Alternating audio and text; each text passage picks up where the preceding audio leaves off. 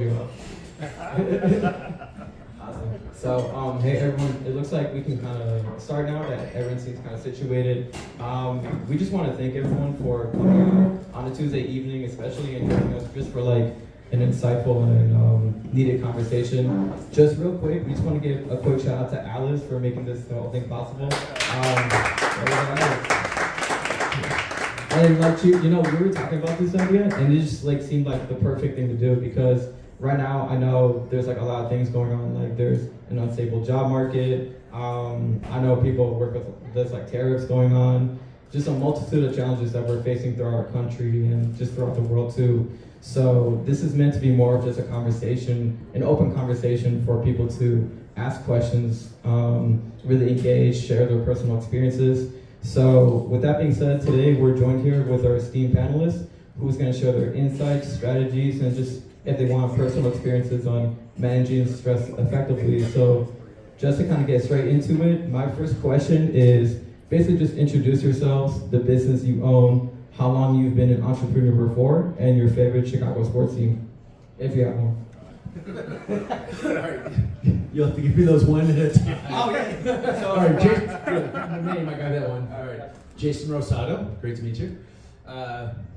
Business. So yeah, my business is distinctive coaching for business success, and I'm a small business coach. So I work with small business owners and corporate employees. Small business owners, help them to double or triple their business in 6 to 12 months. Cut their work stress, have a better team, better support, really enjoy what they do. And on the corporate side, which is why we're here, if they're stressed, disgruntled, unhappy at work, help them to solve that so they can grow in their career, really love what they do, love the people that they work with, and regain what it was that drew them to that position in the first place. I've been an entrepreneur for 19 years. Before that, some other lifetimes ago, I had a restaurant, and I guess real entrepreneurship started when I was like 7, going door to door, raking leaves and shoveling snow. But yeah, I've been working for myself as a business coach for 19 years. And favorite sports team? Bears, Chicago sports. So this is an interesting thing. I was a huge Chicago Bears fan, a huge Chicago Bulls fan for about 30 years each. And then a handful of years ago, I realized I was just kind of wasting my time, to be honest. And just, I was just thinking about where do I put my energy? I mean, it goes right along with this topic. I was thinking about where do I put my energy? Where do I put my focus? I would really pour my passion into being a fan and following the teams and, watching their games or going to the games. And it really just didn't get me anywhere in life. So I made a decision. I was laying on the couch and, Jay Cutler was quarterback. John Fox, Fox was the coach. They were sucking. And I said, you know what? I'm not going to watch them anymore until they prove that they're worth it. And I turned it off. And I gave myself permission. I said, next week I might be dying to know what the score is, and I'll turn it back on, and that's okay. I'll give myself permission to do that. But I didn't. I haven't looked back. It was like 7-8 years ago. And then I did the same thing with the Bulls, like less than a year later, because I saw how easy it was to go dry on that. So anyway, that's my story about Chicago sports. We're back third year in the playoffs now. All right. Play a game, third year in a row. So I'm gonna need those questions again, or that question again, so that I know. So just basically introduce yourself and the business you own. Okay. So I'm Robert Hazzard. I actually am a father of 2. I am a lover of life, and those are some of the highlights. That's the business piece of it. But I have a company called the Hazzard Group, which is a boutique consulting company that works with small businesses to help them in areas of innovation and automation. I also help with a company called Wine Crawl in 220 Wine and Spirits with helping this gentleman here beside me with getting that business off the ground and doing well. It's been in a bit. I don't want to take his thunder, so let me stop there with talking that. But I'm in charge of partnerships. So if you have companies that we should be partnering with that want to take on small batch brands such as tequilas and wines, talk to me. I'm your guy, for that piece of it. But I enjoy helping people create experiences and enjoy, life. And if that includes spirits, or travel or some of those things, I can help you with that. Do you have a favorite sports team? Yes. So here's the thing with the sports team. I'm a Southsider, so and my dad used to take me to the White Sox game quite a bit. So on the baseball side, outside of the Bulls, I'm going to say that the White Sox is. I know you're going to say that, Boo. But the White Sox is my team outside of the Bulls. But you could see me at Wrigleyville at any point. Not at the stadium or at the bar. That's what I meant. Right, it's probably a better game. A bar is a bar. All right. My name is Glenn Murray. I'm just here because there was food. I don't have anything else to do, so. Woo! Yay for the food. No. I own a few businesses. I have a fun side and a corporate side, so to speak. So as Robert mentioned, my wife and I, Keisha, who's filming me, we own 220 Wine and Spirits. It's a distribution company. We've been around for about 2 years now, and we have about 100 locations that we have product in. We have 11 clients? Yeah, 11 brands that we represent in Illinois. Before that, I did a events business called Wine Crawl, which is still going strong. So some of you will come to Wine Crawl. So we've got a couple of fans. Believe it or not, Wine Crawl is like 11 years old now, which makes me really old. But we've been able to expand that. We started it in Chicago, and now we've expanded to about 5 or 6 different cities with franchisees, and we've actually hosted wine crawls in 20 different cities and one in Italy. So we're really excited about where it's growing, and I'm really excited because I don't have to do it anymore because I have franchisees, so that's really good. On the corporate side, I'm Chief Strategy Officer for a startup called DreamFi, which is a financial advocacy platform, which is co-founded by Ben Crump, a civil rights attorney, really trying to help people financially kind of find their way. So it's really building stability within the underserved and underbanked communities, and I'm very passionate about that. My background has been payments. I've worked for Discover, for MasterCard, for PayPal, so I've got quite a bit of experience in that. So just really happy to be here. Thank you, Alice, for doing this, and good to meet all of you. NBC5 Street Team. Oh yeah, that's it. So the next question is, can you share a time when you faced failure or rejection, and how did you bounce back from that? All right, bring out the hard questions first. So, yeah, it's interesting with business. So I've been in business 19 years, and there certainly have been stressors and rejection and failure. I mean, it happens every day if you're in business. You're going to get people who say no when you try to make a sale, and you're going to get people who you don't really understand why they're saying no because they clearly need the help. But for whatever reason, it's not a good fit for them. All that said, when I was thinking about this question, what really came to mind for me is even much more personal, I think. Which about a year ago, my wife and I were going through. So I've been married going on 21 years this summer. Hey, thank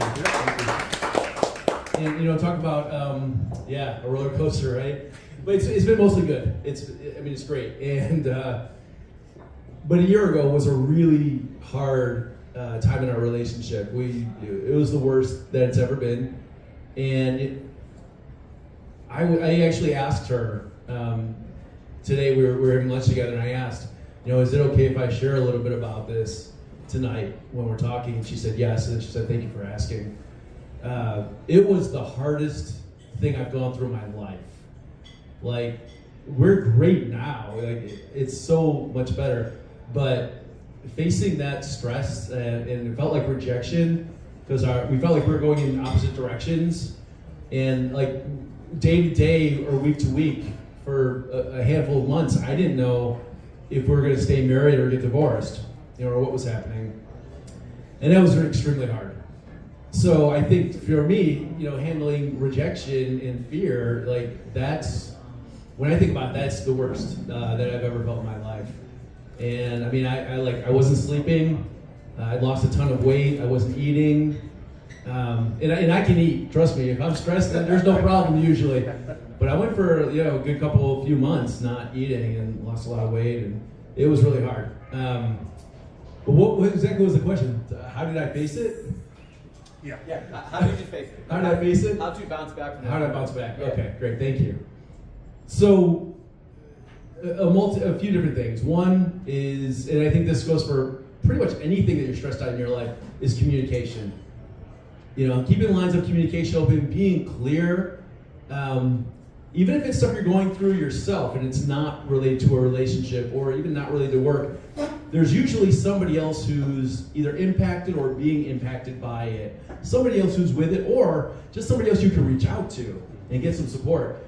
And communication is, clear, honest, transparent, being vulnerable, telling them what you're going through, what help you need, what support you need, asking for that help and that support, telling them how you can change. I learned a lot about myself, about how I could be a better husband, a better father, even a better business owner going through that.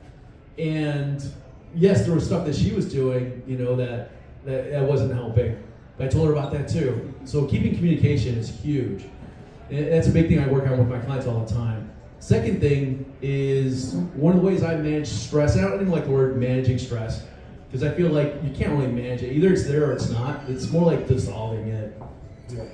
Yeah, thanks. Yeah. So I'm a certified energy healing master. And that's something that I bring to my own life. I help my clients and obviously friends and family members to dissolve the stress. And I first got certified in 2013. So was that 12 years ago? I don't know math. Yep. 2013, yeah. And I've done a ton of healing on myself, of course. I've done a ton on my clients. But during that time, I did almost every day. I was doing some looking inside and seeing what there was. Most things that we come across that stress us out, and I'm not going to keep this too long because I know you guys have some good answers too. Comes down to fear. Whatever it is, where we're feeling stress, anxiety, worry, doubt, procrastination, shame, guilt, whatever, it all comes down to fear. Fear of something happening, fear of something not happening, fear of feeling pain. And so when we go through that process and we're able to disassociate that, it's actually not really, it's more like, and maybe we'll even talk a little bit later about how the process to do it. But what you're doing is you're accepting the fear. You're embracing it instead of trying to push it away like we usually do, like we're taught to do. To be brave, to persevere, to be disciplined. And what usually ends up happening is we can do that. It's a short-term fix. Sometimes we can do it and then get to the thing that we're trying to accomplish or the thing we're trying to get, but it's still there. We haven't resolved it. And it still pops up. And fear and emotional negativity is cumulative and it builds.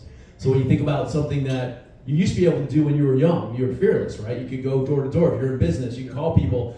And now it's been, 10 years, 15 years, and you're like, oh, I can't do that. Why? Well, because that fear, you just got past it momentarily, but you hadn't resolved it. So anyway, going back to my own relationship, I was doing work on myself on a daily basis, multiple times a day to try to get through, try to resolve it, try to fix it. And I did, but it took a lot of work and a lot of honesty with myself. And that was, it was a lot. I think that's the most stressful thing, most rejection felt thing that I've gone through in my life. And I hope that's helpful for you.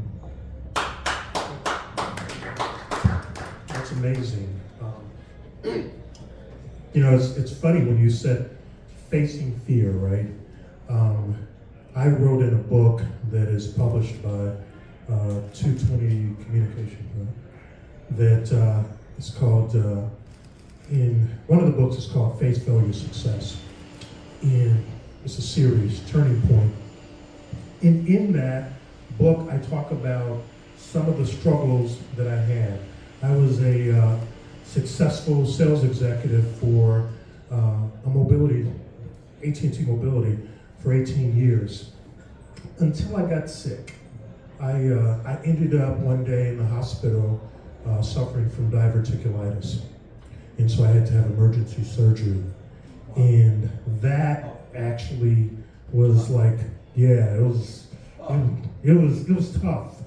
And so why it was tough, and this is just me being selfish, because I would go to Diamond Club 14 years of 14 times of the 18 years I was there. You don't know what Diamond Club is? It's where they send all the top sales executives for a trip with their spouses and what have you, that we get to go to, and it's a paid 4-day trip. And when I suffered the being in the hospital, I wasn't able to go to Diamond Club, so I missed out on that, and that led to a depression. I was depressed because here I had been successful for so many years, and now I'm no longer successful because I can't do what I do, being a sales executive. And then I did something courageous. I left AT&T and I started the Hazzard Group, which, if I didn't say this earlier, boutique consulting firm helping small businesses with innovation. And like you mentioned, then I've been doing this company for a minute, and we have COVID. So you can't go out and knock on doors and go to networking events and talk to people and get contracts that way. So here we're kind of quarantined. So that created some anxiety as well. But I found ways to pivot. One of the things that I ended up doing is I would have coffee chats with clients, but I do it virtually, right? And so I would send them gift cards if they talk to me. If you give me 25 minutes or 30 minutes of your time, I'm sending you a Dunkin' Donuts or a Starbucks gift card just, for the conversation, which led to some sales, as a result of it, right? And so I started having to think of innovative ways to be able to do that. I might start those coffee chats back again. But so those are some of the things that I did to help level off my success.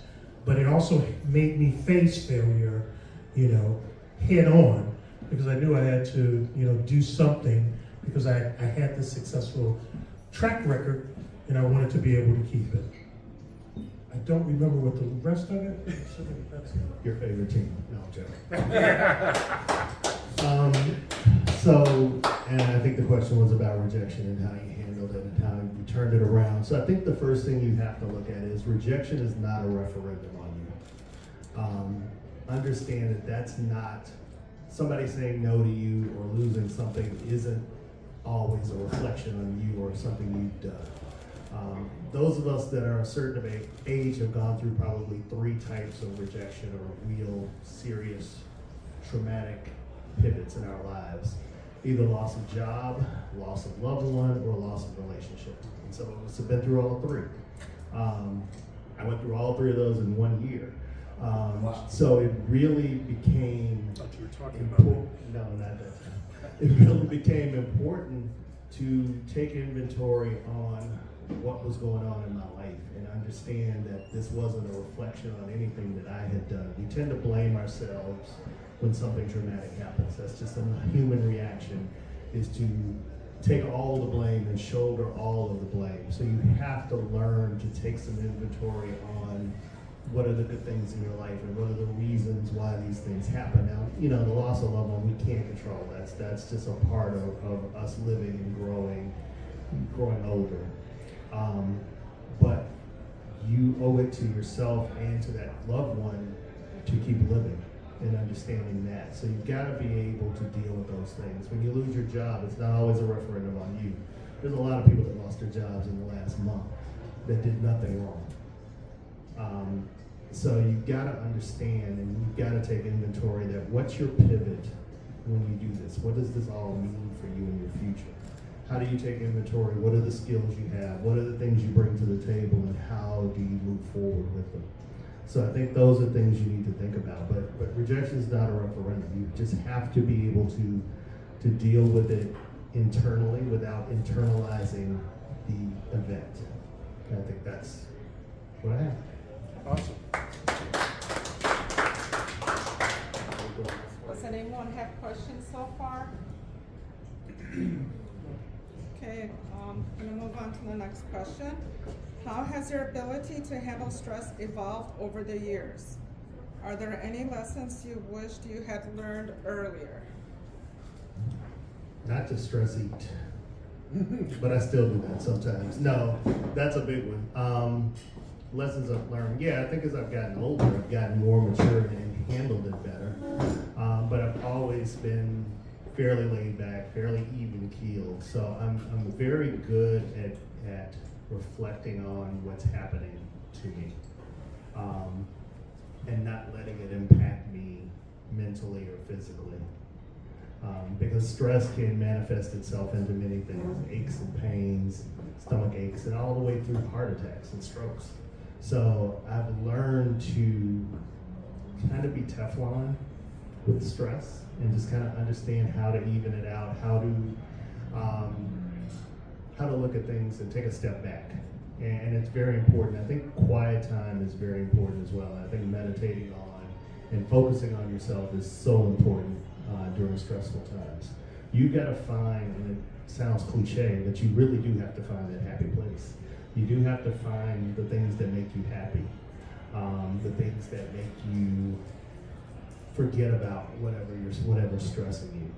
Even if it's just for a few moments a day, you need that escape. And you should always do that. The escape should be your North Star. You should always be looking to find that space that gets you out of whatever you're in. But I think that's all I'll let you do. So, for me, with, managing stress, I found various ways to do it. I mean, I think I did. I do regular checkups with my doctor, and to kind of make sure my weight kind of will fluctuate. And once I notice that my weight is fluctuating, I kind of pay attention to that. Blood pressure going up, all those different things. So I had to pull back and kind of see what's going on. What are the things that I can control? And my intake of food is one of the things that I chose to control. So it made it, I go for longer walks. I like to do 2 to 3 miles of walking, in the city, particularly if it's nice outside. Good. And yeah, definitely. I mean, it helps. It helps you to, to calm down your heart rate as well as just your thinking ability. All of those kind of things have helped me to be able to do it. So I've managed that. But the other thing that I don't know if a lot of people know about, but there's some meditation music that you can get and listen to. It's actually on YouTube. There's a channel for that. Alexa has, a channel for that. All of those kind of things I've used to be able to calm my brain down at night, because our brains are continually working, right? But it's based off of what we feed it helps us to be able to have a good night's sleep. All of those kind of things have really helped me to manage stress. What I learned, what I wish I had known earlier. So there are 2 questions. When I'm going through a really difficult time, something bad happens to me, whether it's something that somebody else created or something that I created, I always ask myself 2 questions. And first one is, what can I learn from this? What can I learn from this? And then the second one is, what's the growth opportunity here? What's the growth opportunity here? And I always ask myself those 2 questions when things don't go well. Again, whether, and it was hard. So for instance, I was in a networking group a few years ago, and I had experience in this type of group going back like 15 years, and had run groups and had worked for the national organization. But anyway, I went to this new group that didn't know me and didn't know my background. And right away, I started inserting myself into the leadership because I get passionate, and I kind of, not quite competitive, but kind of like, if we're in a networking group, we're here to do business. This isn't a breakfast club to me, Or a diamond club. Yeah, or a diamond club. But, and a lot of these, networking and being a part of a networking group, it's part science and part art. Right? So you need to know what you're doing. You have to have a formula, you have to have a strategy. There's certain skills that you need, but you also have to know how to finesse it.